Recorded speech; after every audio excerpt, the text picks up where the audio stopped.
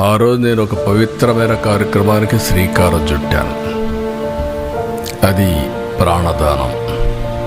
Corpus అభివృద్ధి చేయడానికి సిమ్స్లో ప్రారంభించి ఆ రోజే ఆనాటి చైర్మన్ టీటీడీ ఆదికేశులు గారు ₹1 కోటి ఫస్ట్ విరాళం ఇస్తే దాన్ని అక్నాలెడ్జ్ చేసి అనౌన్స్ చేసి కొండపై పోయేటప్పుడు దగ్గర 23-24 క్లేమోర్ మైన్స్ నా మీద ప్రయోగించడం, కొన్ని క్లేమోర్ మైన్స్ వచ్చిన కారు కొట్టడం.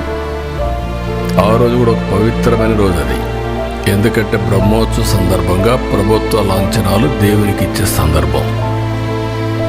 అక్కడి నుంచి మామూలుగా అయితే బతికే సమస్య లేదు. అది నాకు పునర్జన్మ. సాక్షాత్ వెంకటేశ్వర స్వామి దిగొచ్చి నన్ను కాపాడాడు తప్ప లేకపోతే ఏ విధంగా కూడా బ్రతికే సమస్య లేదు.